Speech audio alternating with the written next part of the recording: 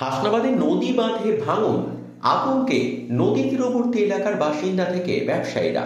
টাকি পৌরসভা এলাকার ১৬ নম্বর ওয়ার্ডে হাসনাবাদ থানা সংলগ্ন এলাকায় হাসনাবাদ থানা থেকে বনবিবি সেতুগামী রাস্তার পাশে নদী বাঁধে ফাটল। রবিবার সকালে হাসনাবাদের ইছামতি নদী বাঁধে ফাটল লক্ষ্য করেন স্থানীয়রা। নদীর বাঁধ বসে নদী গর্ভে যায় নদী তীরবর্তী বিস্তীর্ণ এলাকা। নদীর বাঁধে ভাঙনের ফলে ভাঙন দেখা যায় নদী তীরবর্তী একাধিক বাড়িতে। ক্ষতিগ্রস্ত হয় বেশ কিছু দোকানও।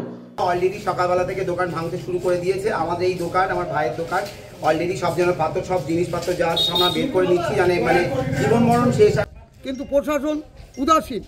আজকের দিনে দাঁড়িয়ে আমরা প্রশাসনের কাছে, সর্বস্তরের প্রশাসনের কাছে আবেদন জানাতে চাই যে মানুষের বা ছোট ক্ষুদ্র ব্যবসাদারদের যানপ্রাণের নিরাপত্তা বাঁচাতে অবিলম্বে এটাকে হস্তক্ষেপ করুক রাজ্য সরকার বা তার ইরিগেশন দপ্তর।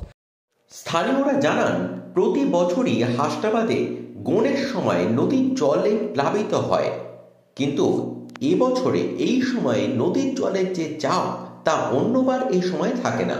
গত কয়েকদিনে নদীর জল বেড়ে প্লাবিত হয় হাসনাবাদের এই এলাকা। তাদের কথায় বেশ কিছু বছর আগেও বড় ভাঙনের মুখে ক্ষতিগ্রস্ত হয়েছিল একাধিক বাড়ি, তারই পুনরাবৃত্তি হলো।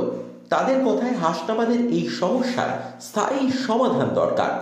স্থানীয় পৌর কাউন্সিলরের তরফে নদী তীরবর্তী এলাকা থেকে কয়েকজনকে স্থানীয় একটি সরকারি ভবনে রেখে থাকা খাওয়ার ব্যবস্থা করা হয়েছে। সোমবার থেকে নদী বাঁধ মেরামতের কাজ শুরু হবে বলে প্রশাসন এলাকার মানুষকে